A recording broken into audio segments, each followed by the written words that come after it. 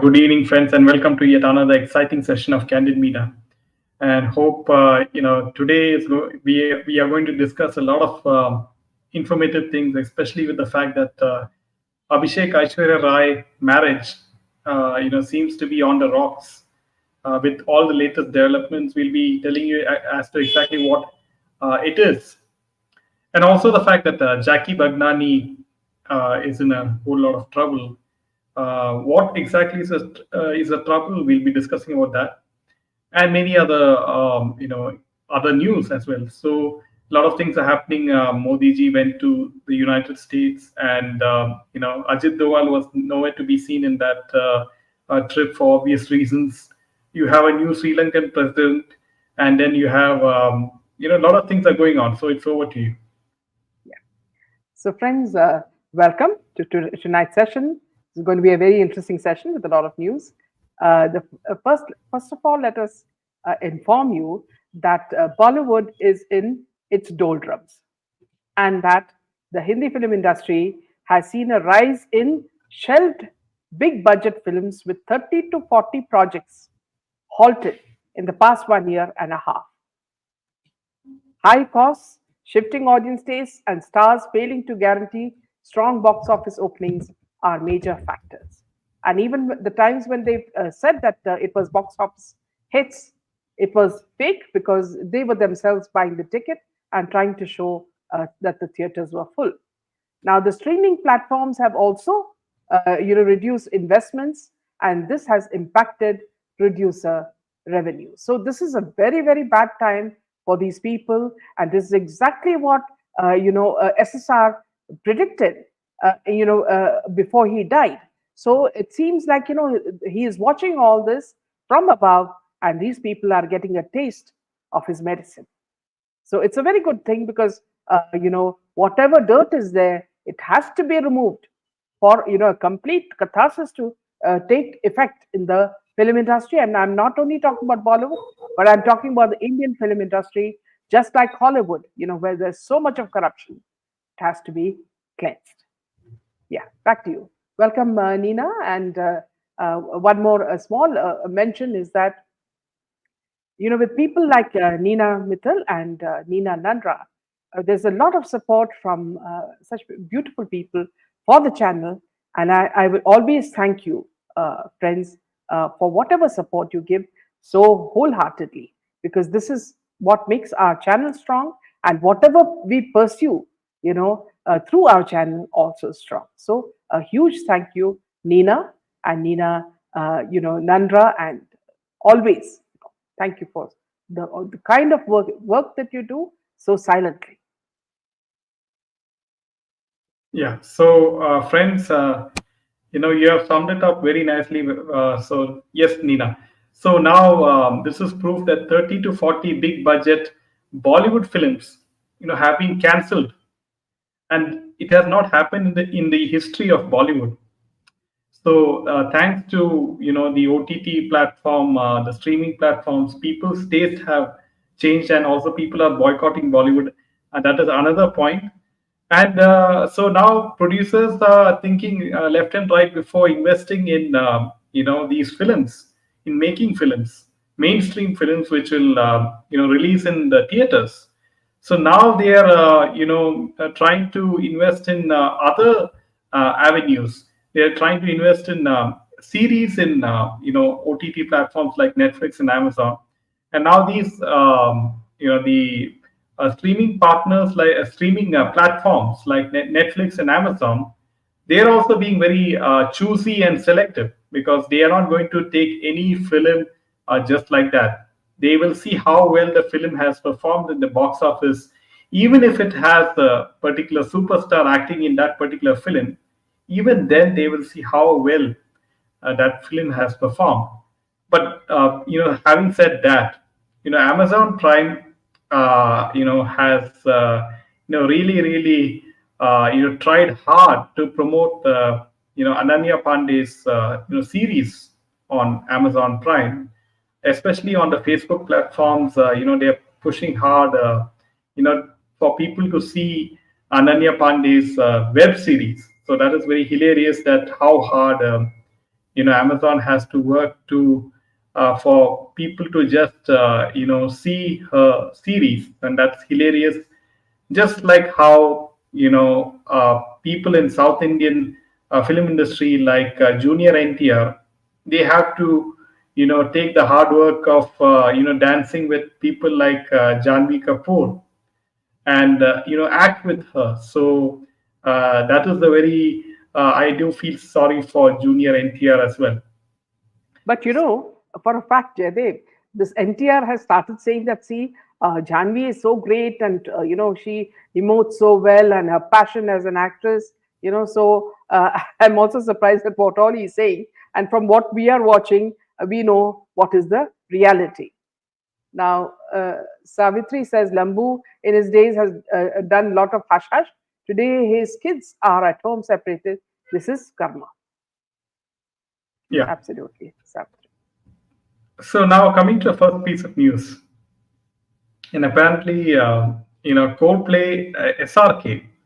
So Coldplay is a very famous music band, and it's a British band, and they are going to tour India with their music concerts all over India, and the tickets have been sold out across various cities in India, and to the extent that some people are selling the tickets for 3 or 4 times the price.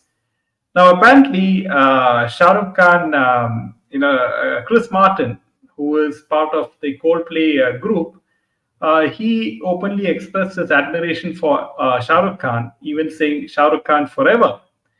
And apparently, Chris Martin, he talked about his music, and he wrote, "Hello everyone, I hope you're all doing okay. Better than okay, actually. Here is some music I love at the moment."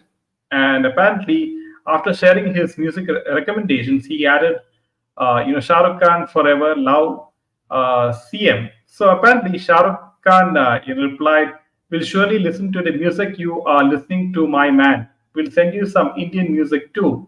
Love to you and health and life forever and more to you." So now, it's quite obvious that SRK and Bollywood, they have a lot of support from people outside India, and so now it has come to a point that people like SRK, Salman Khan, Amir Khan, who used to be ruling the roost for so many years in the Bollywood film industry, they are not able to attract attention to themselves by themselves. So now they have to depend on others to make themselves worth, right? Because SRK, Salman Khan, they don't have any single films this year, and they are resorting to any sort of publicity, is what I can describe it as. Yes. Yeah. So now suddenly Karan Johar is saying that, see, I work very hard for the money I've made. I won't apologize for it. Now he says he works for around 18 hours a day. He does not skip work on weekends or national holidays. I sleep only 5 hours. I work very hard for the money I have made, he said. Now, director and producer Karan Johar, in a recent interview, spoke about the criticism often faced by affluent people of showing off their wealth. He said, while it's also the Instagram generation, which means everything they do and buy get documented publicly, he's not going to apologize for spending the wealth he has worked so hard to achieve. So this is coming from someone like Karan Johar, who's constantly wearing weird clothes. So he was speaking with Faye on her show, and she when he was asked about the Hermes Birkin he was snapped carrying and eventually making the headlines. Karan Johar was spotted carrying the much coveted high toga H toga Haja Kasak Birkin bag, which is priced at around 27 lakh. He was asked about his exorbitant buys, which are often criticized as a show of wealth.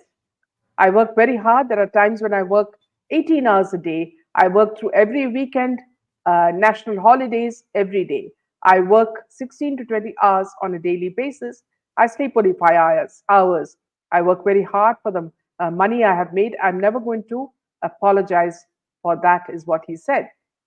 And I believe joy is very critical. I don't want to sit and apologize for the money on things that give me joy. And According to the 2024 Hurun India Rich list, Karan Johar's net worth is rupees 1,400 crores. He says, I'm a bit of a crazy retail mad person. I love shopping. It's therapeutic for me. I don't want to admit otherwise. And I want to tell you the truth. I do like the Birkin bag I bought, and it's going to be my daughter's. It is an heirloom a piece. I look at it as an investment. But if you ask me if I want a blingy watch, no, I don't like it. I don't like cars. I like clothes. I'm stupid, perhaps. I'm silly. I should be saving that money for my children, perhaps, but I know they will achieve their own dreams like I achieve my own dreams, and I'm going to do what makes me happy today. I'm going to make sure my children are educated. I'm going to make sure my mother is always protected and well taken care of. But this gives me happiness. Why should I deny it? He said. And he also said that he does not like the sensibility of hoarding to only save the money. Johar said he has a usual savings, property investments, fixed deposits to protect the interest of his children. But why am I sitting and apologizing for the wealth that I have earned because of my own hard work? I worked very hard to achieve that wealth, he said, agreeing that this is the Instagram generation and people are going to watch. There's also fame attached to it. So what should I do? I can't help it. He acknowledged that he did not particularly enjoy his CEO calling him and asking him if he did not spend the exorbitant money on the Birkin bag. Did I have a big party for my 50th? I did. Will I have a big wedding for my children? I will, because I love it. I love it and would not change that. Speaking about his childhood, he said that his father Yash gave a series of flops after delivering a hit with Dostana in 1980. As financiers used to put money in the films, they had to return the money with interest. As much as the film failed, the losses were grave too. Johar said they had to sell off properties and jewelry to sometimes recover from the losses or pay the financiers back. The director said that they were not a wealthy family, but his father treated him like a prince and he was in the habit of spending more than his means. Fortunately for me, and this is just not a coincidence, my first, second, and third film did really well, and then my father passed away. So a lot of money that we made at Dharma was made when I started directing. So this is what Karan Johar has to say. But of course, we also know how these people, tend to make money, and the way they, show off. It's all another. There's other means as well. Yeah. So let me just take a few comments from our friends. Vinny says, I guess Deepika is having some discussion with this English guy at SRK's Manat. Akshay says, oh, Lambu, he got away with his incitement of the Sikh genocide in 84, which I published in Op India. He's getting justice indirectly as his family life is traumatic. Yeah, exactly. Kishore, that's what I'm saying. Was it clean money? And Vinny says, according to Kejo, he has shifted his focus from romantic movies to movies like Jigra, starring Alia. And Nina says, this channel happens to be so deserving of our support. Your hard work for the society is commendable. You're the ones who put in the tireless work. We simply support, and it's a pleasure. And Nina, a big thank you to you always for standing with us and always giving us, your advice as to how we can improve. So these are all things that are very, very important for us. So once again, thank you for your support always. Yeah, Yes. back to you. So coming to the next piece of news, and it's with regards to Abhishek and Aishwarya Rai. We all know that there's a lot of rumors regarding, that they have separated. In the Ambani wedding, they were not seen, together when they arrived, and so a lot of these rumors are floating around as to what is really happening between Abhishek and Aishwarya Rai. So now the latest is that Aishwarya Rai, she attended the L'Oreal Paris show in Paris, and it was the Paris Fashion Week, and they were showing the women's ready-to-wear Spring Summer 2025 collection held at the Prestige Palais Garnier Opera House. And after this, all the media was taking pictures of her as well. So she was seen with her daughter as well, Aradhya, and there was a deliberate attempt to hide her ring finger. The finger where she places her wedding ring, and there was the attempt to hide her ring finger when people were taking pictures of her and her daughter. Now, also a point to be noted, friends, is that Navya Nanda, who's the granddaughter of Amitabh Bachchan, she also commented regarding the Paris Fashion Week, and she praised Alia Bhatt. Also, she did not make any comments regarding Aishwarya Rai. So people have asked as to why she has not said anything about Aishwarya Rai, but she cheered for Alia Bhatt. So all these things are look very obvious, right? That all is not well between Abhishek and Aishwarya Rai, right? So what more signs do you need? And also she has not appeared as a guest in Navya's YouTube channel as well. So that is also one more point to be noted. So what are your thoughts on this? Yeah. So, and I see. I always feel that they are they try to shy away from the camera and also from the public to cover up for their whatever problems they're having in their house. And all the people in the house are volatile.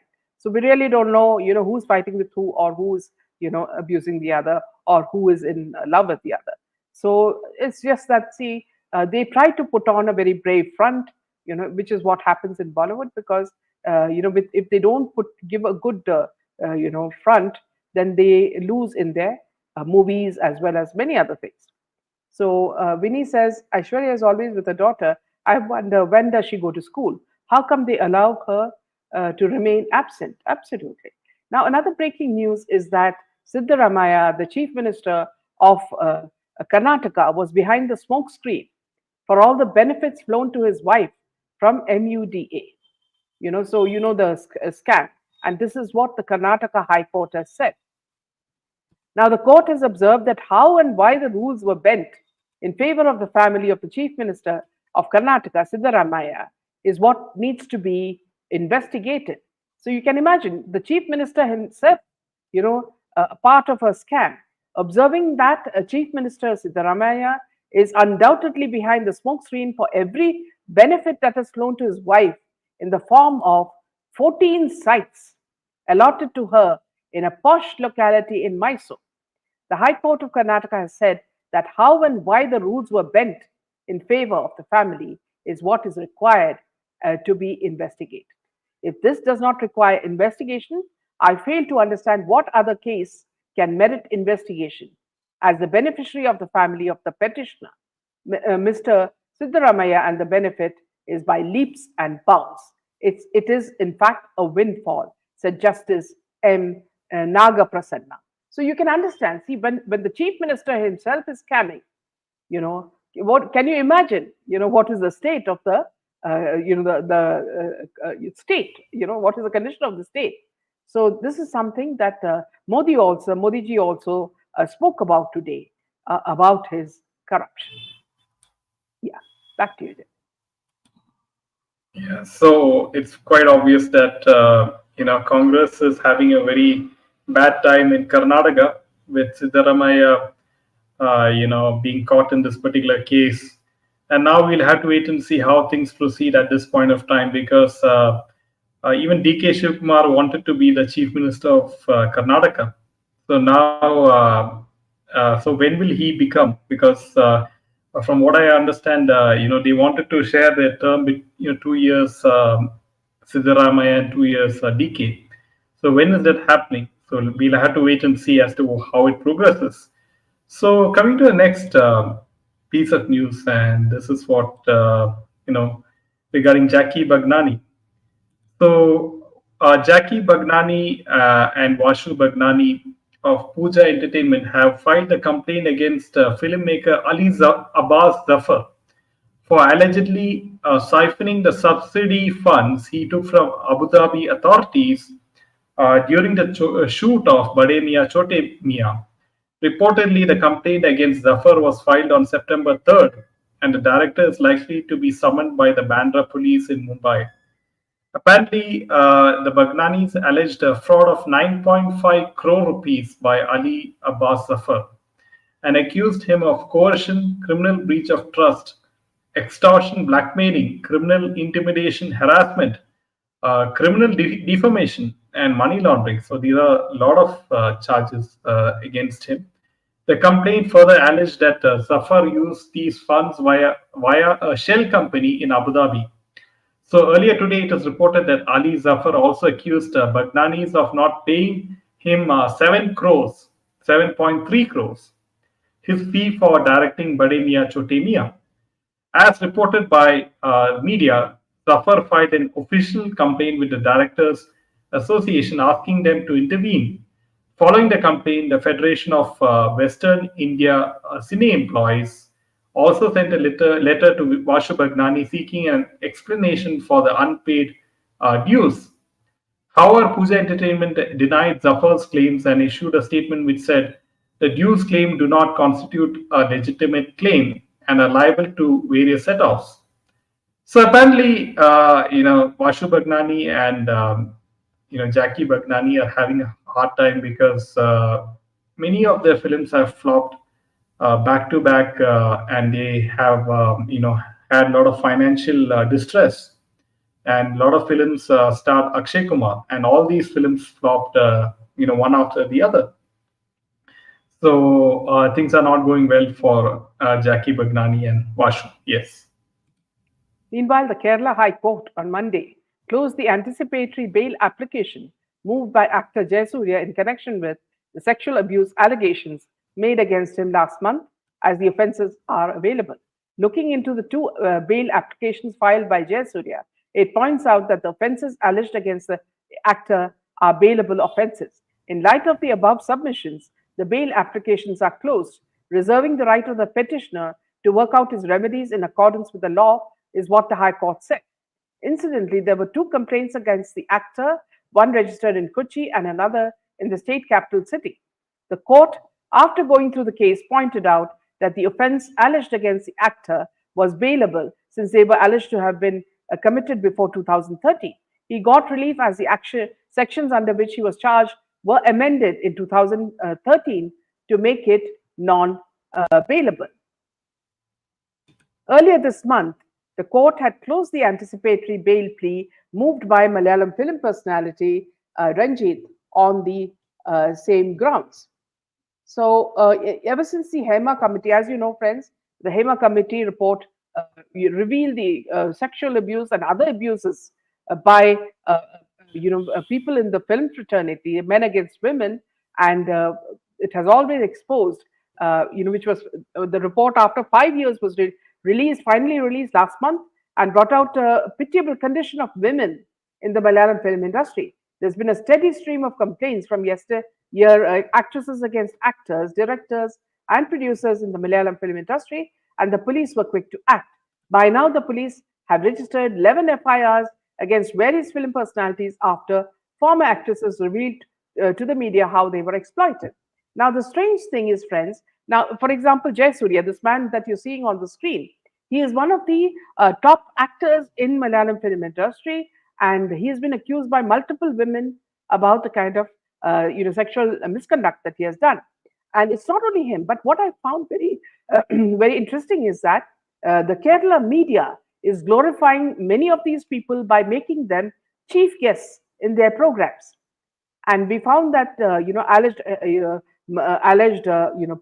person like Mukesh, who has allegedly abused many women, has now been invited for many functions and as judges of many reality programs.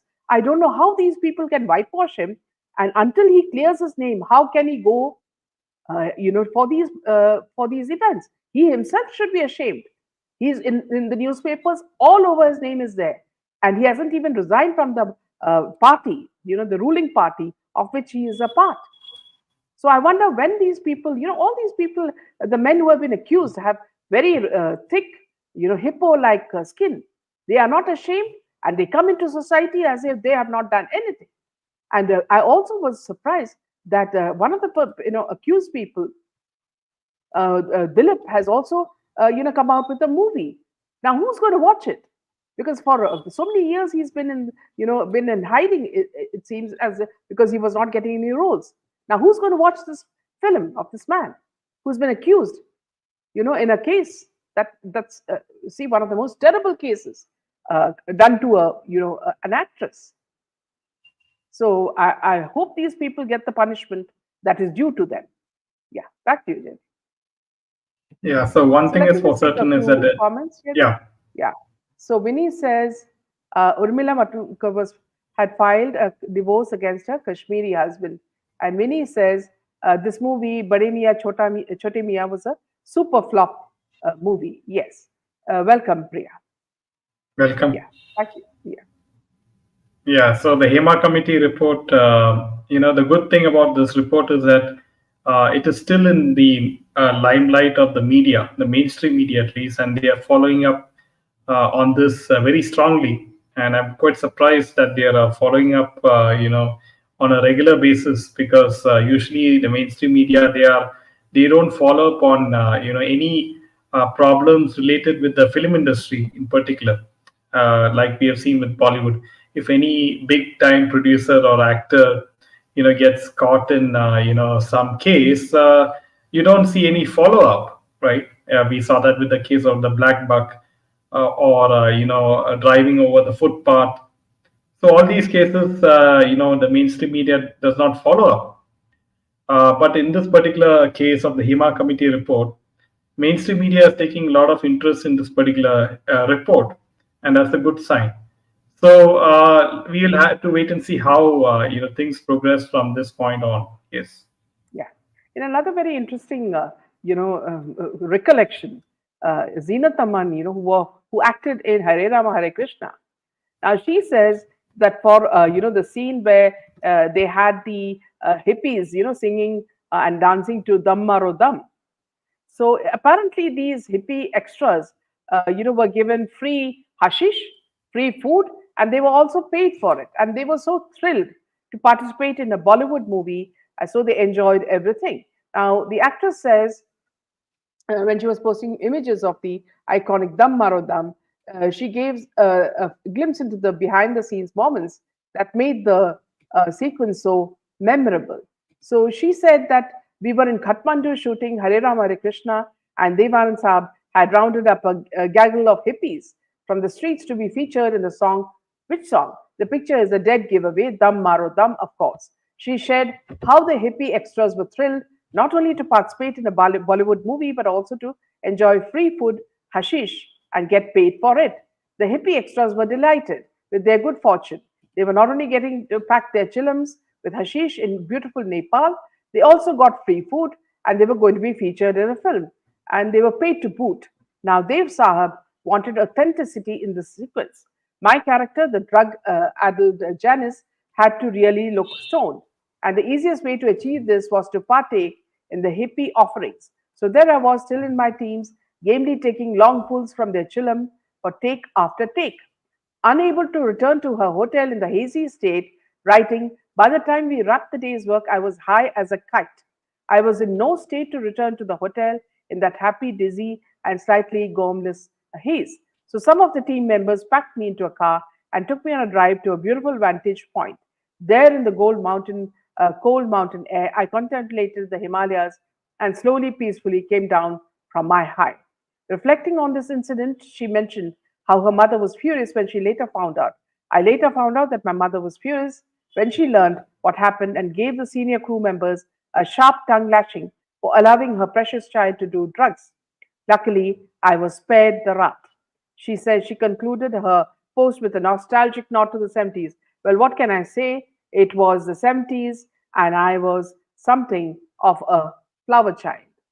So, this is something uh, that comes as a memory for her. And I remember, see, we were teenagers at that time. And we did really enjoy the music because it was done by Rahul Dev Burman, and the songs were so beautiful, and the scenic shots. So this is a movie that we will not be able to forget very easily. Back to you, Jay. Yeah, so that's all the news for today, friends, and we will see you once again tomorrow. Until then, Jai Hind and Jai Shri Ram. Jai Shri Ram.